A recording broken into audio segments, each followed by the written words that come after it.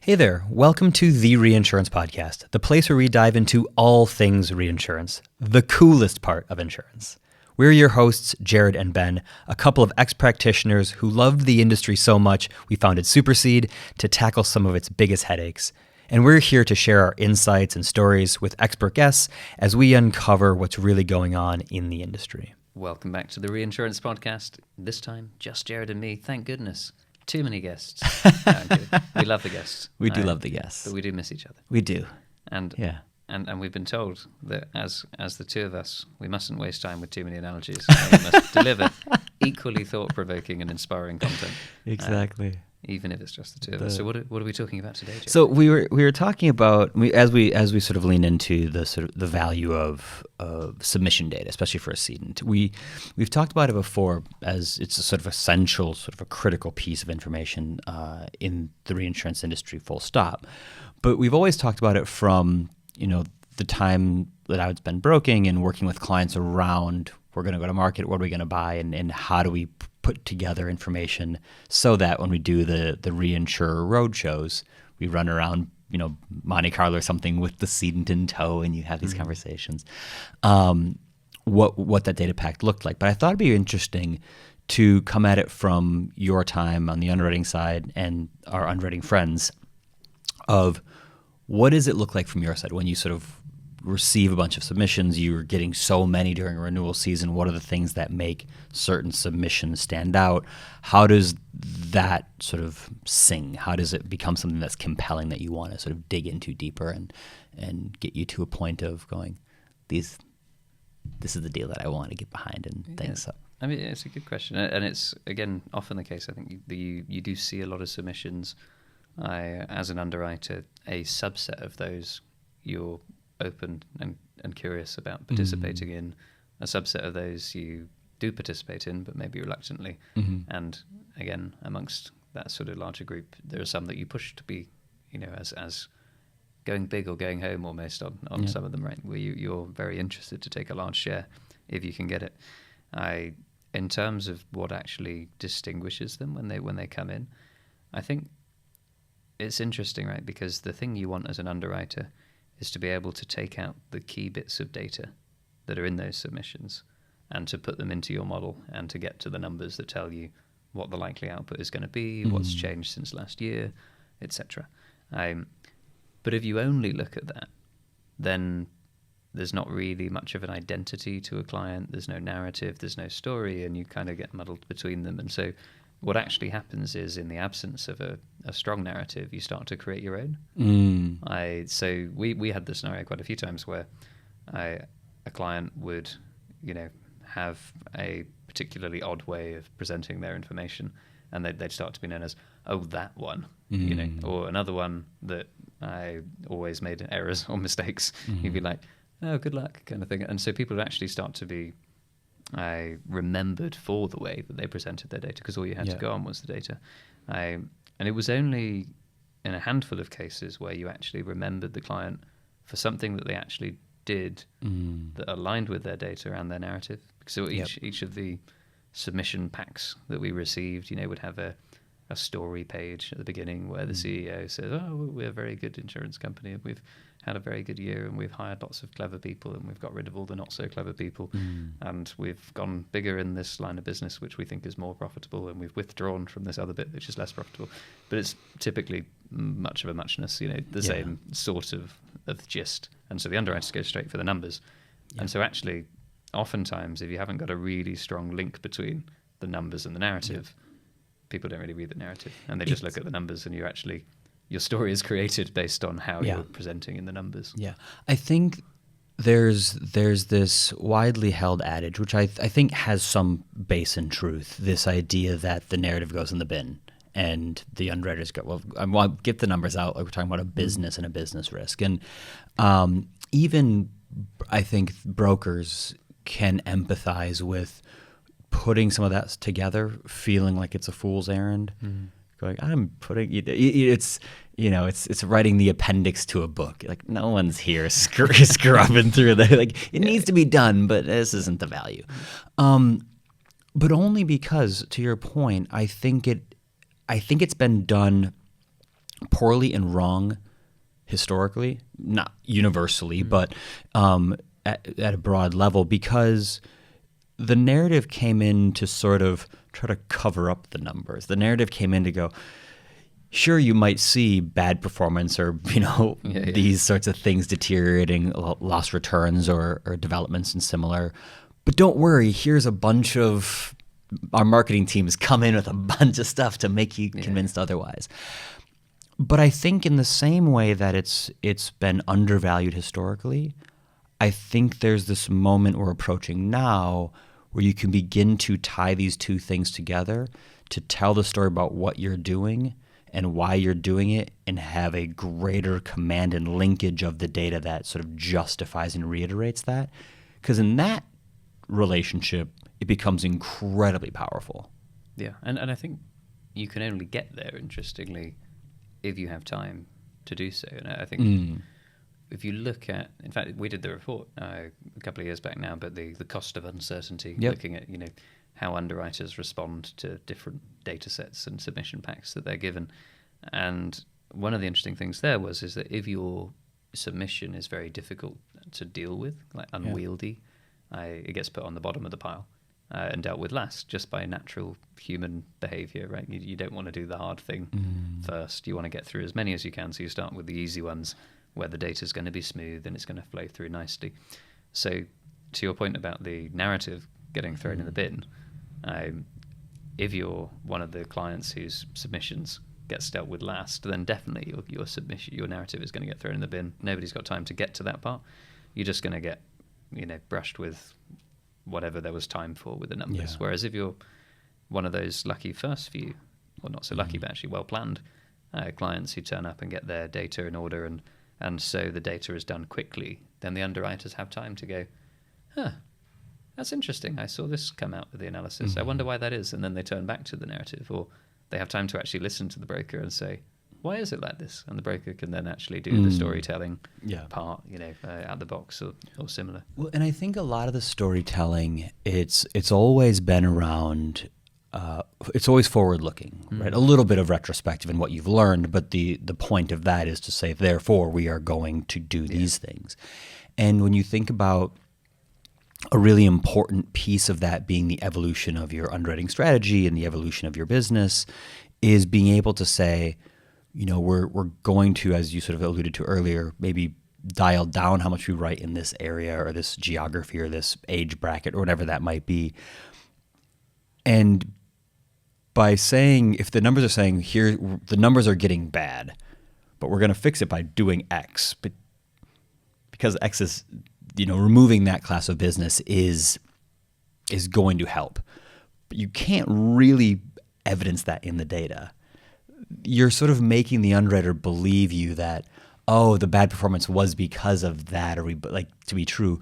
However, if you were to say in the data, here's all the drivers that we have, and here's how they break out by age band, and we're going to decrease this, and if we take that out, here's the as if without that band, and here's... And the underwriter is able to look at that and go, if we do have that as if portfolio, and we do those things, when we sort of tier that down bit by bit, we fundamentally see the book moving in a way that, now you're linking the story you're telling and where you're taking your business based on data, and you're giving me as an underwriter the data that sort of gives me confidence that those are to be the right decisions, and that performance next year will be impacted from that. That linking those two things up becomes incredibly powerful. Yeah, and actually I think there's a really important distinction in terms of the order of how this has to happen for it to work, because underwriters are a little bit deliberately deaf at the beginning of an interaction with a broker, where somebody turns up and gives them a pack of information and says, let me tell you all about this client, and the underwriters are like, yeah, I'll make my own initial judgment, thank you very much. I can't trust what you're going to say to me at this point until I've got familiar, until I've worked out what's actually going on.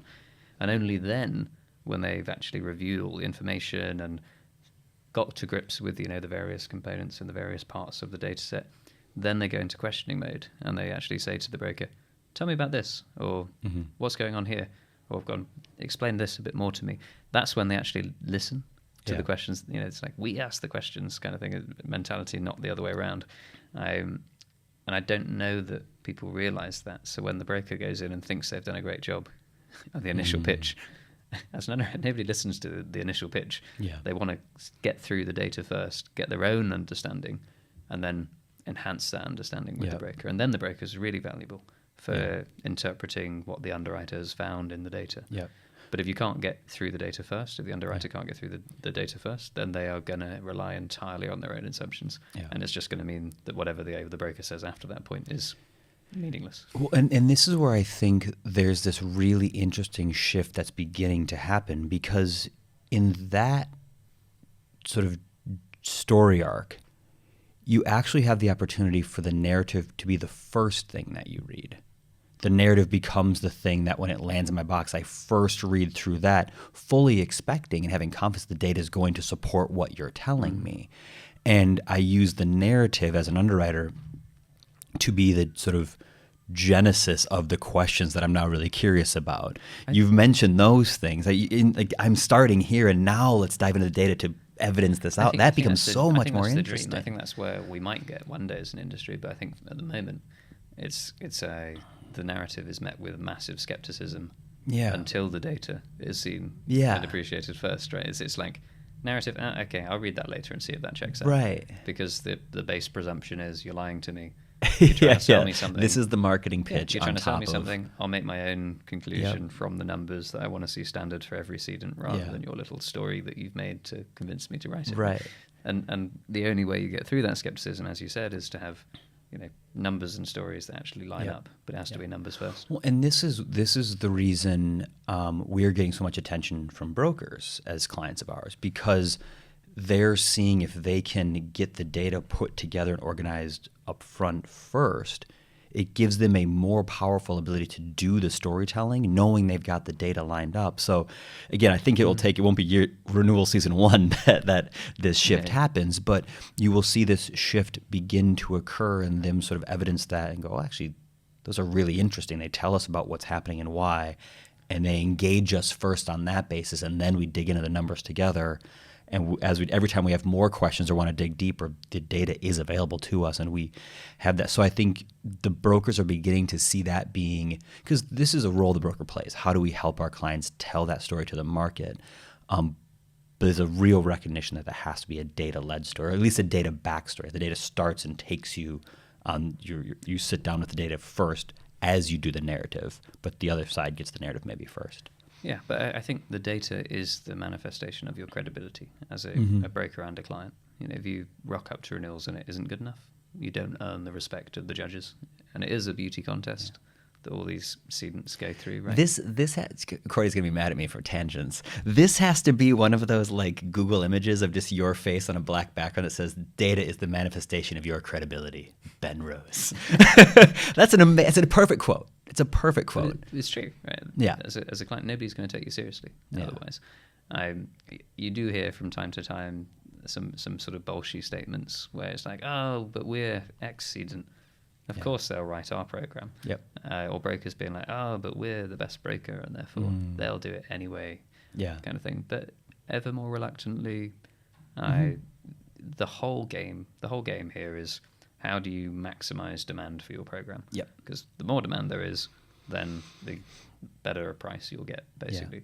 Yeah. Well, easy as that, right? You want your panel to be oversubscribed, so that you can get a better price on it. Well, but if you don't give them the incentive, Yeah. This is the role that technology and data is going to have on our industry bit by bit.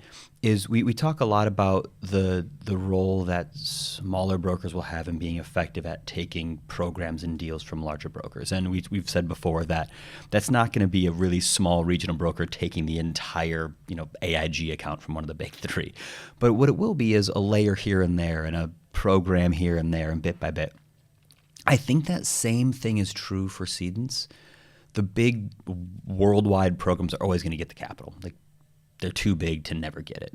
But what you will begin to possibly see is the smaller cedents that have had struggles with data historically and things will just get bigger line sizes. And the reinsurers going, actually, I've only ever put down 4% on that deal, but we'd go up to 20. I like what they're doing, and I like the data that's evidencing here. And just bit by bit, they take a little bit off the top of the capital pool that's available to the larger programs, and it's never going to eradicate those. Those deals are always going to get done. They're the big, blue chip accounts, but it will mean that those reinsurers have options, and if they're not really liking the terms on the mega deal, they could bring that line size down a little bit and deploy it towards smaller regional accounts that they actually have more confidence in. And again, it's not going to mean that those big carriers are struggling to get their deals placed, but it will have a bit of an impact around how often they need to verticalize a program or similar. But I think the same applies in the exact reverse, right? If you have a big carrier with brilliant data, then it's going to be able to generate tons of demand, and everybody wants a piece, and it's even stickier than before. Right? Whereas if you're a smaller or a regional client who's got the slightly mysterious submission that nobody can quite make sense of, the only thing you're going to get down is some very lofty quotes and some very uncertain authorizations and some slightly dubious lots of subjectivities signings based on poor data quality. That's a really interesting angle that you bring up, because you have the really large programs, and all the big carriers are going to compete against themselves. One for reinsurance capital and capacity, sure. But they also compete with each other across all the programs and other product lines and other things that they're trying to do at the sort of scale of the insurance product. But as we know, the reinsurance appetite and what kind of reinsurance purchasing they can pull off helps drive what they do downstream. So actually, the bigger risk of a big carrier not having really controlled and clean data that they're able to manipulate with command and work with their brokers effectively on doesn't just mean they might not have the same appetite or the same access to reinsurance capital as the other ones, but it might mean if they can improve the reinsurance purchasing price they get even marginally, they can trickle that down to consumers or into new products in a more effective way. And it will play out over a couple of years, but those larger carriers are actually able to introduce new products to the market more effectively because over the last couple of years, they've been able to buy reinsurance more effectively, even marginally. Even if you're talking about bips online kind of point, it still will matter because they can feed that through, or they just return, better results to shareholders, and that works for them as well. So the way they compete against their peer group is sort of heavily dependent on how effective they are on buying reinsurance. And I think one of the really interesting ways where this might play out, not just at the company level, but also at the individual level, is where as it becomes more and more widely known that you can actually make massive improvements in the data that you submit to your reinsurers, and that this can have a massive impact on the terms and the prices of your reinsurance program, and arguably its effectiveness as well. The more that management, like senior leadership of these large carriers, becomes aware of that, the more they're going to ask questions of their ceded outwards leadership to say, how are you taking advantage of this? How are you making sure that our data, our submission gets us the best terms? And I think if they look into their organizations and they see that what those ceded teams are doing today, what those heads of outwards reinsurance are doing, is sticking together lots of spreadsheets and color coding them, when they know that there are far superior ways being used by their competitors in the market to get better terms, I think that will somewhat start the talent merry-go-round a little bit. And you'll start to see very senior, very well-established ceded folk from perhaps a long career, but not necessarily one that's involved much modern technology, start to be replaced with people who are more open-minded towards, well, actually, there is a better way to do this that's going to get us a better result. There is a way to make sure that our reinsurers have confidence in both our narrative and our data. And I think that the modern CEOs, the modern leaders of carriers are looking for those people to be parts of their team. And if they spot people who are blocking that kind of change, I think they won't last long, to be honest with you.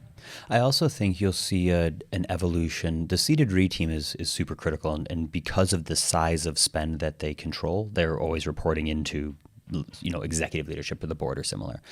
But what I also think you'll see spinning off the back of that is a shift of that team into like an internal strategy type team, right? Where we're looking at trying to achieve X as a business and maybe into new products, a new geography, whatever that growth looks like as an insurer. But bringing the Ceded Re team into the conversation very, very early as part of where would it sit within our buying strategy? How might we optimize it? Like, what might that look like? And even using it alongside the partnership with their brokers, but having a really thoughtful, strategic conversation around here's a very high level, like C-suite level objective of the business, and one of the levers we can pull to do that effectively will be leveraging reinsurance in the best possible way, and how might that fit? And again, right now, without the sort of control and command of the data, you are sort of left going, well, we'll see what happens, and we'll present it up, and we'll pitch the narrative in this, divorced from the data narrative, and see what we can pull off. Where I think you'll see an evolution where that moves more into being data-led and therefore being effective as a part of the strategy function. Yeah. No, I agree. And can I ask you a question? Yeah. It's the reinsurance bit. I realize, as we were talking about this, that there are a lot of stakeholders beyond the Ceded Re team in the business counting on the Ceded Re team to do a good job and to prepare, stunning data to wow the suitors in the reinsurance market. How would they know? How would a CEO, let's say, or a CFO or a CEO or a head of strategy or whoever looking at the outwards reinsurance data that's being put out by their company, how would they know if it's good? What does good look like? As the CEO of a technology company leading the standardization and improvement of data submitted to reinsurers, what's the gold standard now? Yeah. And what's the bar, I guess, the lower bar as well? Well, there's a couple things that will always stand out. I think consistency, being able to present the same numbers sort of year over year, seeing the evolution of them, but being able to sort of very easily evidence that you're able to pull it with consistency in the structure. Transparency of it is going to matter, being able to sort of continue to drill down and not have anything to hide, not sort of be forced to roll them up to broad categories that you can't really interrogate further. And then the last, from my perspective, would be a greater command of that data. And what I mean by that is, when asked additional questions, you can sort of turn around and turn on and turn off filters or add additional elements to it that says, okay, based on that question, sure, it would look more like this. And it just presents that yourself as a business that's being data first, or making your decisions based on that data being sort of central to your sort of strategy and objectives. Yeah, absolutely. It's one of the things we hear every time we talk to reinsurers is, your data that you share with us shows how you run your business. Yeah. Like in terms of what we're looking for here, yes, of course, we're looking at, as underwriters, we're looking at what data you provide us in terms of the portfolio we're underwriting. But we're also underwriting based on management teams. We're also underwriting based on how well we think the underlying carrier is being run. Yeah. Because at the end of the day, we don't want nasty surprises as underwriters. We want to understand the risk, even if that risk is quite high, and for it to be predictably within the expected level of risk that we set out to underwrite. Whereas if we see, poor data hygiene, if we see inconsistencies year over year, it's very difficult to get answers to questions, as you said. If the granularity and the transparency is low and it feels like things are being hidden, then we as underwriters start to question, is this a proper partnership? Is there real trust here? Yep. Is this company being run well and efficiently? And if not, do we want to partner with them at all? Yeah. Well, and we get, like, this is hard, right? There are people who work in these departments being like, well, but we have these several different systems. We have all these different tools. We have all these different currencies. Like, you're pretending that this isn't hard. We're not pretending it's not hard. It's incredibly hard. The reason we've built software specifically aimed at this is a reflection of how hard it is. And you can do it through bringing all the various spreadsheets together and trying to tape them all together with all the various tabs to make it all sort of work. But it's it's one of those cases. It's not, here's our database, we just need to like run a big pivot table on it. Like these large international organizations or massive nationwide insurance companies doing this data work well, the way we sort of present it, is exceptionally difficult. But that isn't an excuse. You can't be in the market going, well, I couldn't do it. It was tough. Like that, everyone knows that's no longer good enough. And it's difficult to. But we're not trying to downplay how hard it is to do this work well, right? I think people do that a lot, where it's just, you should just have your data cleaner. Yeah, good point, right? Yeah. And I think because a lot of these teams, they're Ceded Re teams that have mostly worked in Ceded Re for their own company for a long time, and it's a very fast changing space. It's not easy to benchmark yourself. Mm-hmm. You might look at yours and be like, yeah, it looks pretty good, and not realize that the tide has risen around you, and that relative to others nearby, you're actually drowning. Do you know what you asked the question a little bit ago of how should the CEO think about their data being good data? One of the things they shouldn't do is ask the reinsurers. Yeah, that's true. Right? Yeah. It's like asking your partner how you look in a dress or something. It's like they're not going to say anything mean to you because they really like you and they want this to be a long-term relationship with you. And them, making comments about how they actually think it is not helpful for anybody. Yeah, there's very limited incentive. Right. So going to your two biggest trading partners, you're like, we're trying to work on our data. How is our data pack compared to the rest? They're like, oh, yours, sir, top notch. That's not true. Yeah, exactly. That's what you need. What you need somehow is to have like your ruthless best friend who's going to say, take that off, put something else on. That doesn't work for you. We need some. That, right? No, exactly. So we're protecting ourselves with this, very kind, bubble of dear friends who would never hurt our feelings. Yeah. But we need for us to be more effective.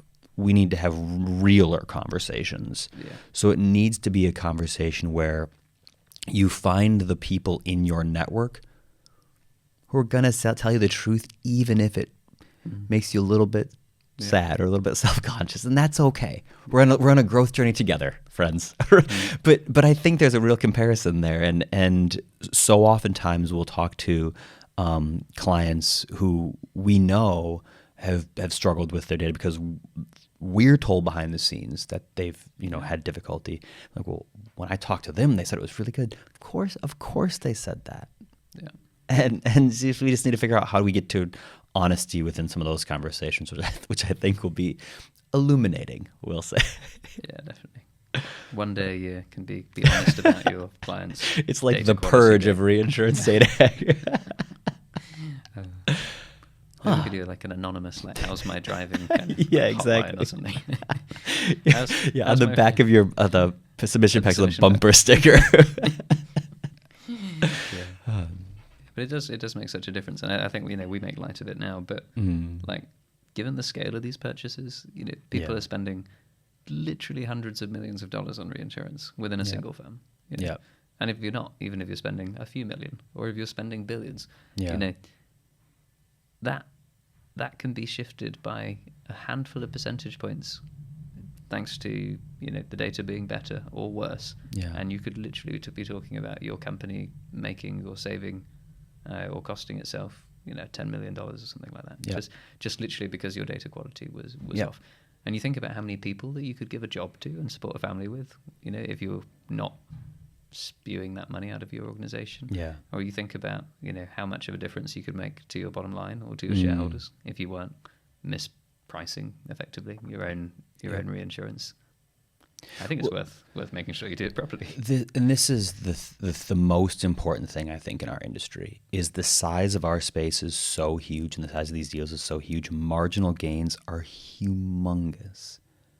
Like we get very lazy at dismissing, a half a point here, a little bit of there. We can get a bit of verticalization to cover us there.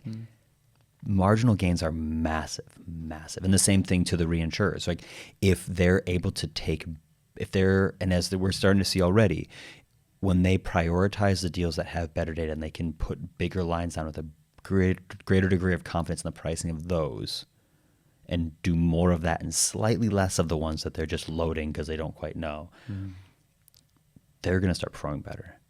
And they will do that more and more. And they say, listen, our performance is improved by focusing on these clients. And so we're going to just do more of those. We're not going to ignore other sectors or other cedents full stop, but we're just going to prioritize them because it just means a marginal gain bit by bit times hundreds of billions is meaningful, right? And I think that's the journey the industry is going on. I think we're seeing all the right step changes in the movements and the shifts as that adoption and that shift is happening. But it's not something that happens super quickly, but it's beginning to happen, and we're seeing that momentum building. So it's an exciting time to watch the space. What a time to be alive, Jerad. What a time indeed. But there is genuine urgency, though. Yeah. As a final note, in the sense that, especially at a time when there's bifurcation now, and you have some clients with good data and some clients with bad data, it's like a doubling of that effect in some ways. I think when everybody gets the gist and it's like, oh, okay, we should all improve, there'll be a re-leveling, and this won't make as much difference because everyone will be up to the new standard. Right now, it's like you're either, you've done it and you've figured this out and you've got good enough data that's making a difference, or you're in that group of people who's still doing data like it was 5 years ago. Yep. And I say 5 years ago, that's literally how long it takes for you to be behind this curve. Right. So historically, you've always talked about the sort of cyclical nature of our industry. These like hard market, soft market, and it is what it is, full, all in, hard, soft. And what we've seen in the last couple cycles is a level of granularity around hard in these sectors, but still soft in these other sectors, and harder here, but a bit softer there. I think you're going to see a similar thing with specific clients. I think you already are. Right? Yeah. And you're beginning to see that now, where the market is softening more for these clients and less for these clients. And it's not necessarily just about the classes of business that they write or similar. It's you're going to see preferential treatment and deployment of capital based on where it's most appealing. And the reinsurers, regardless of market conditions, you will see a more granular ability. And we've seen that everywhere, right? Like this is the reason why advertising is so powerful on like social networks, because they can absolutely advertise me specific sweaters or jumpers or cutlery versus someone, because they know so much sweaters. Yeah, and it's not just to say that this is exactly the black sweater audience is all over my feed right now. But it's an awareness of they can be more granular and be more selective around where they deploy their energies. And I think that same thing is being held true across the spectrum of businesses, not least of which includes reinsurers. And they will be looking at all the different things that they can do and then prioritizing within those segments and prioritizing further within the subsegments there. And quality of cedent data is certainly going to have an impact, and those clients are already beginning to benefit more. Yeah, and if anybody doubts Jerad's comments here, I need only point you to the Gallagher renewals report, which was called, 100%. I think, Differentiated Outcomes. Yeah, which in line. Yeah, this isn't stuff that we're just saying because we think it's this is stuff that the market is saying, right? And it's been a theme at Monte Carlo recently. Like, listen to James Vickers on Mark Gagan's podcast. First thing he says pretty much is like, it's all about the data. Quality of data determined how your renewal went. Yeah.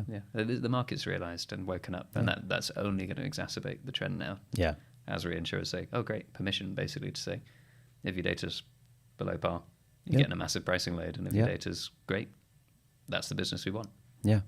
It's as you say, it's a really interesting time to be in the market, and I think the next few years, as we go through this transition, maybe. Will be really meaningful in terms of outperformers and underperformers. Yeah. So nice. Well, that's that done and dusted. Done and dusted, yeah, exactly. No tangents at all. We'll have to save the tangents for another occasion. But Jerad, it's been a pleasure diving into the perfect submission pack with you today. Yeah. Thanks, everybody. Thanks for tuning in to the Reinsurance podcast. If you enjoyed our show, don't forget to subscribe wherever you get your podcasts and leave us a review to let us know how we're doing, preferably 5 stars. For more insights and updates, follow us on LinkedIn and visit our website at supercede.com/podcasts. You'll find the links in the show notes.